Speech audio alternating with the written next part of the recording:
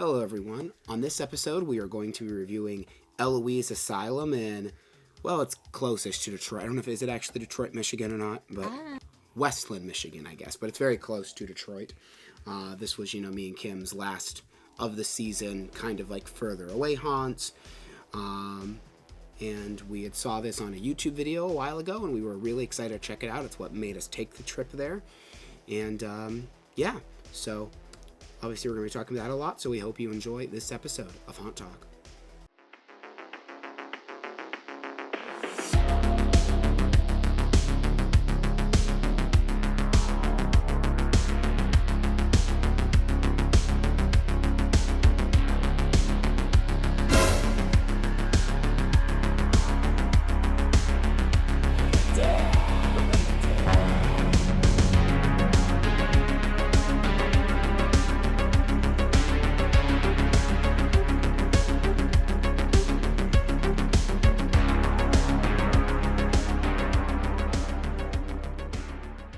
Eloise Asylum. So, for one, anytime there's like a building like this where it's like a prison or an asylum, I feel like half the fun is just kind of like arriving to the building. Oh, yeah.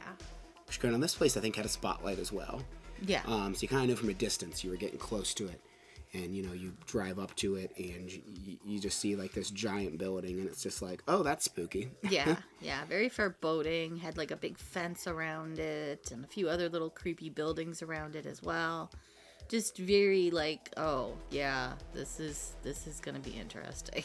Yeah, and they have like I think they had one or two food stands and some photo ops and stuff like that. They had a little midway, nothing too crazy, but they did have a little bit of one. And I will say I'm glad we got there like before open because they were getting packed. Oh yeah. It was Saturday, which if you're from this area, there's that weird Sweetest Day holiday that only some like areas around here do, I guess. I don't know. It's not like a nationwide thing, but yeah. So that always makes haunted houses super busy when it lands on Sweetest Day, and this was no exception. But yeah, that being said, we're just going to go ahead and get right into the view, which as always means you must refer to the Book of the Dead! Book of the Dead! Book of the Dead! Book of the Dead! Alright, so sets and props, as always, is first. Now, this is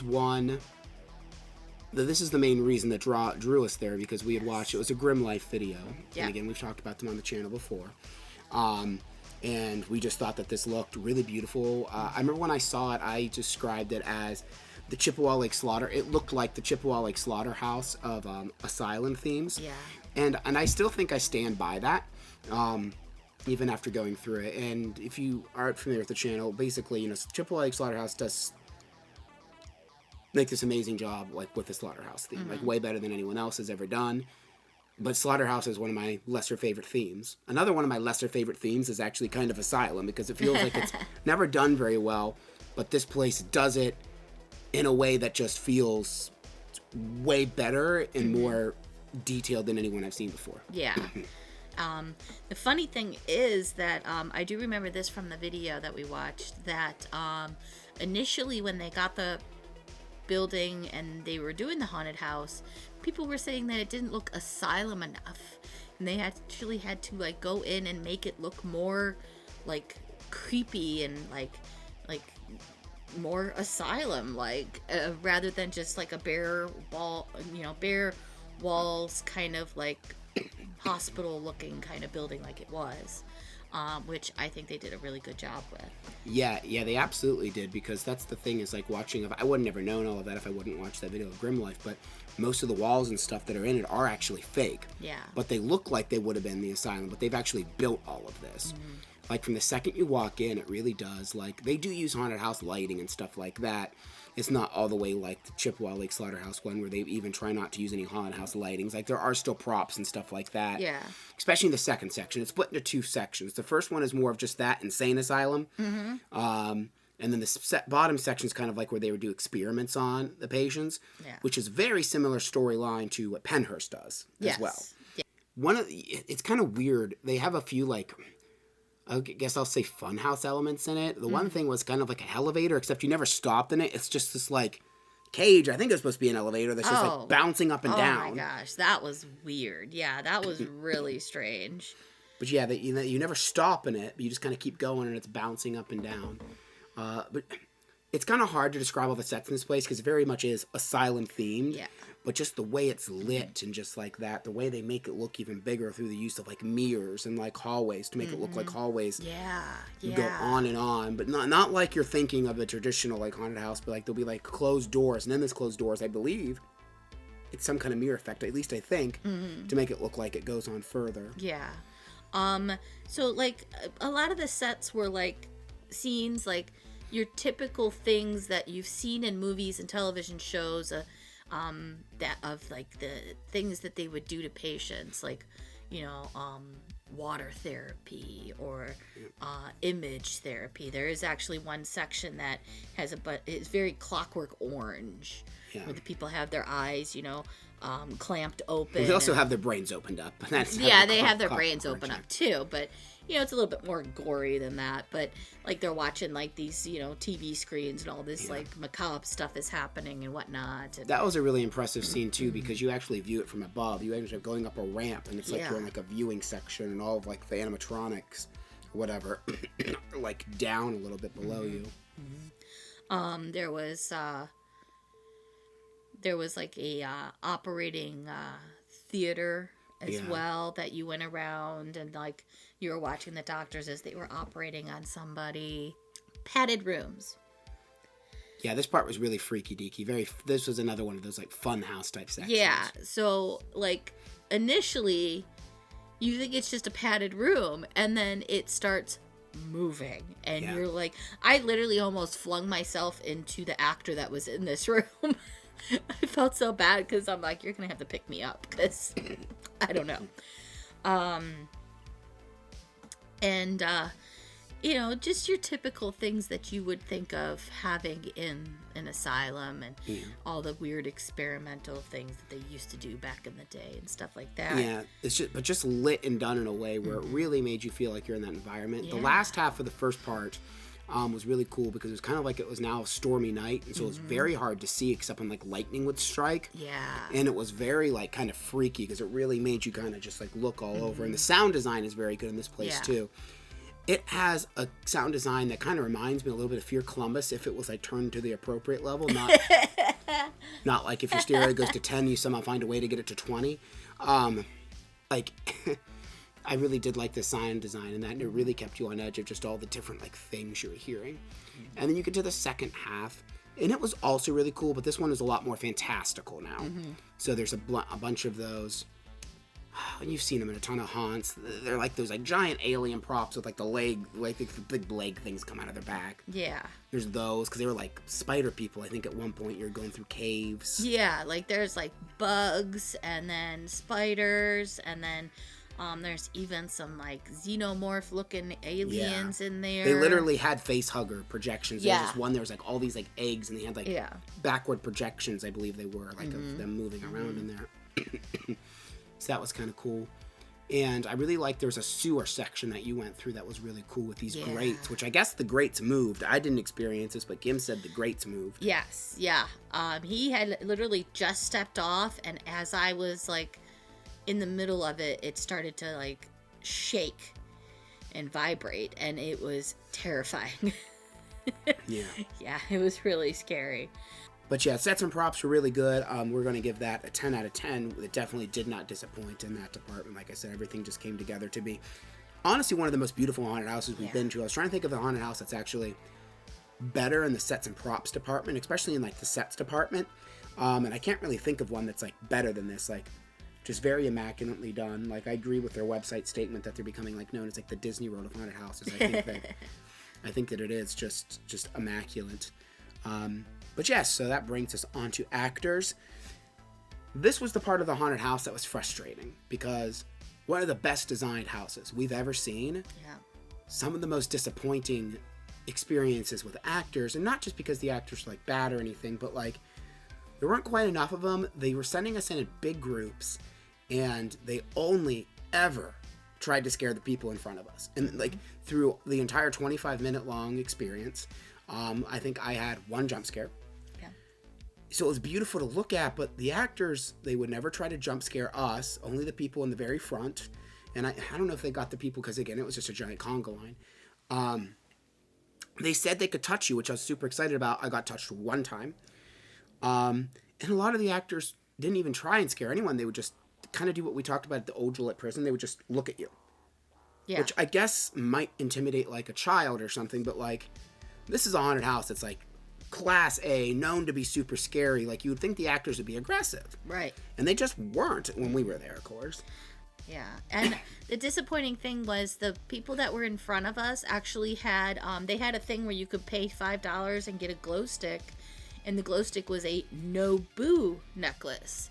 So basically, that gave the signal to the actors that they weren't allowed to touch you. But they still were going after them and scaring them, they just weren't touching them. And then they were leaving everybody else alone. And it was really frustrating to watch that, because, yeah, they would scare them, and then... like he said, they would just stand there and stare at us. And we're just like, well, do something to us. Like, we don't have the no boo things on. We want to be scared, you know? These girls don't, obviously. I don't know why they're here, but... yeah. And the haunt was designed in a way where there's tons of opportunity for scares. Mm-hmm. Even with the way that it was done. Like, I saw a couple good scares happen to the people in front of us. Like, there was this entire, like, bookshelf thing that moved out of the way and someone came out of it. Mm-hmm. Yeah, like I said, and then their makeup and everything was amazing. And the couple that did interact with us, like, looked cool and sounded cool and stuff like that. But, like I said, for the most part, that intensity of the actors was just not there. Which, again, makes it doubly disappointing just because of how amazing this haunted house is with sets and props. Like, again, like, one of the best, if not the best we've seen. And then when it came to actors, it was just kind of like, Like, we got to walk around and look at some pretty stuff. Yeah. Like, I even was, like, expecting somebody, because of the fact that it was so pretty and there was so much to look at, and you're so distracted, that they had ample opportunities to scare me, because I was doing this. And I was just looking all over the place. Oh, yeah. And just so distracted that they could have gotten me, but they didn't. Yeah. So... again, and there was a decent amount too. It wasn't like they were really low on them. I feel like the basement was a bit lower. Yeah, there was a lot of dead space down in the basement, but in the top section there really wasn't that much dead space. It's just nothing. Not at all. No scares though. But I mean, it is what it is. Have you been there? Do you have a different experience? We're kind of curious to know about that. But for us, we gave actors a 6.5, which brings us to scare factor. Now, there's very intense effects, and the environment is very spooky. Yes. Like he mentioned earlier, the lighting is very timed with the storm that is outside. Yeah. So, like, you get to, like, certain sections that have these big windows that are supposed to, simulate the outside having this thunderstorm. So sometimes you won't be able to see anything because the lights are not there until the lightning happens. Right. So that's very intense. The loudness of the sounds in there, like he said, it was very, very similar to Fear Columbus, just, not going to make your ears bleed. Like those super bassy tones that you feel in your bones type of thing. A lot of gore. Yes. A lot of gore. And, I mean, if you have, like, anxiety about that kind of stuff, like, especially medical things and stuff like that, this is gonna freak you out. But otherwise, there was no, like we said, there was no real, like, big scare payoff, like, that we really wanted to see, especially from something so beautiful. Yeah, so, I mean, if you just want to see a really creepy, cool-looking haunted house, this is it. But again, at least with our experience, the scare factor is kind of lacking there. So we gave that the same as actors, a 6.5. Which brings us on to value. So it was $44.99 plus fees. I think it's like a $5 fee because, you're a haunted house in 2024. You're online only and you charge fees instead of just including your ticket price. The Fast Pass, which we did not do for this place, is $74.99. So $30 more plus fees. That's crazy. Very expensive Fast Pass. Yeah. I mean, the haunt was pretty expensive to begin with, but, I will say the production of the haunt, this price isn't unfamiliar for a haunt that's at this production level, I will definitely say.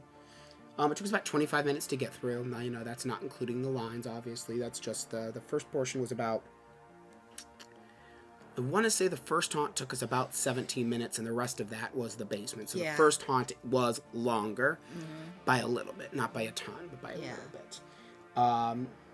So value, we gave it a 7. Said pretty good value. Obviously, it's just a little bit less because we feel like they were missing something in the component of actors, but still, and it is expensive. Again, we're not rating off Fast Pass. We only rate off General. So again, it's $50 basically after your fees, which is getting up there. Not the most expensive haunted house, but it's getting to that. Yeah.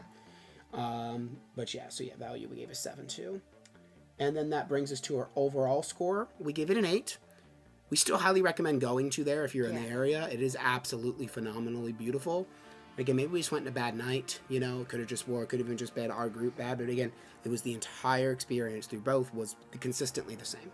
Yeah. Of actors just not scaring us. So again, maybe we just had a bad night. You can listen to the comments, but either way, I highly recommend that you go there. I just hope that, you know, if they can get the actor component under check, like if they can make these actors like as good as some of the ones we have around here, like your Blood Prison, your Chippewa Lake Slaughterhouse, that kind of thing, even like Ghoul Brother, something like that.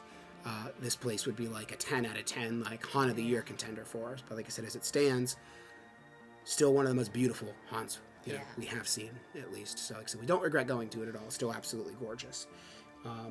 But yeah, again, have you been there? What do you think about it? Make sure you're liking, make sure you're subscribing, make sure you're ringing that notification bell so you don't miss any upcoming videos. Thank you very much for watching, and we'll see you in the next one. Bye.